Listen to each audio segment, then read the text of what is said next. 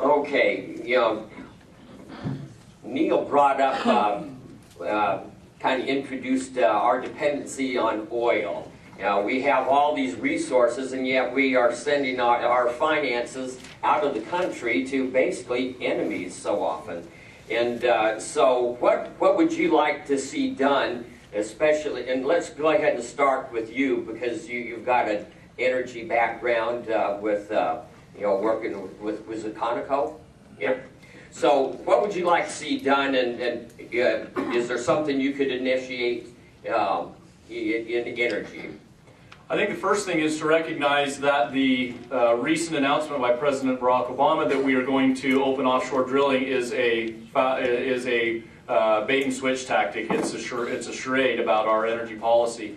What we've done is traded the access to, whether it is Wyoming or Colorado or Utah or other locations within the United States that have natural resources that are relatively easy to access at a lower cost, and we can get to them quicker. We've essentially turned off access to those resources in exchange for offshore drilling, which is more expensive. It takes longer. The permitting process is more difficult, and the reserves there are more. There's more uncertainty about the result of the reserves.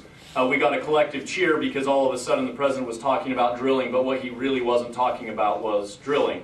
It was a bait and switch tactic.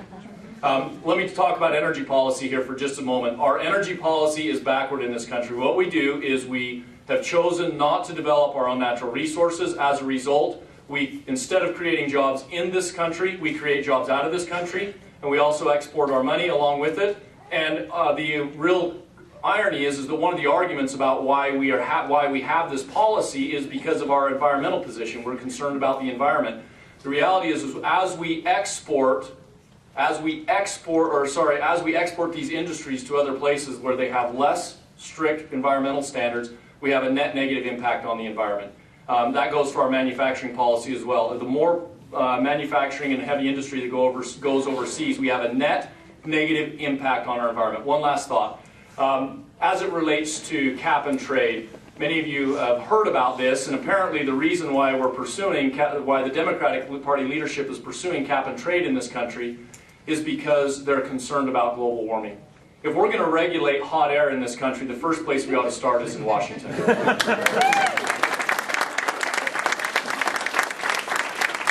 Morgan, this is a 3-minute question, okay? All right. That's how much I took anyway. Yes.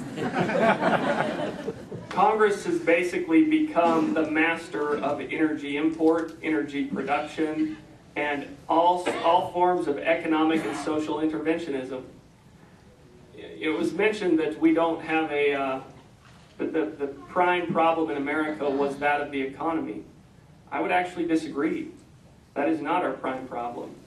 Again, energy policy begs the question of state sovereignty, which is a constitutional issue. Bill Clinton said it's the economy, stupid. What he should have said is it's the economy, stupid, no comma. Because that's what Congress does. Stupid economic policy, stupid energy policy. Because they're not meant to be in it in the first place. We must blaze a path as soon as possible towards state sovereignty so that states can produce the energy they want to. So that states can engage in creating coal-fired power plants within their own bounds if they choose, or perhaps the genius of the American people and of the free market will produce other sources which are cleaner and more renewable. That is not the federal government's job. We don't need geniuses going back to Congress, or we might as well just hire the staff of Harvard and send them.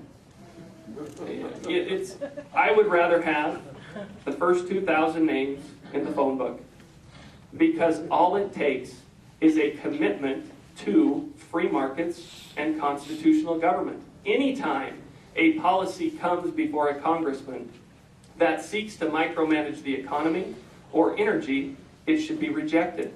In fact, we should extend to the states their constitutional right of self-governance, energy production, and a determination of how their economies and their private properties will be used. Amen.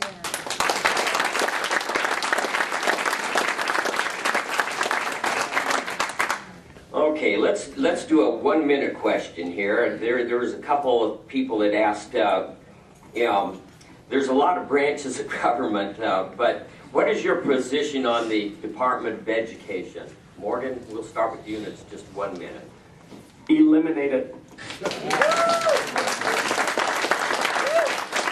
And let me tell you why. I don't want to leave you with that. Again, it is not within the constitutional bounds of the federal government to determine our education here in Utah. They are a detriment. As Reagan said, government is not the solution, it is the problem, and it is the problem in public education.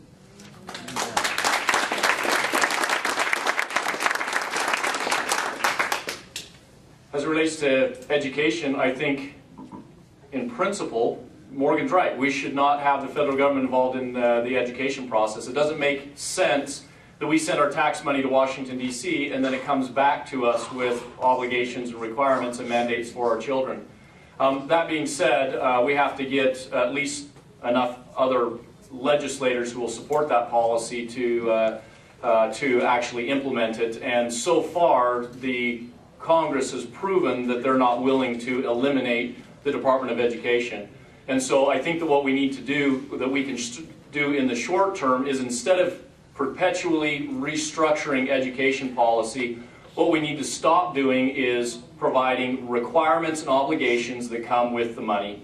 The first step, the most basic step, is to stop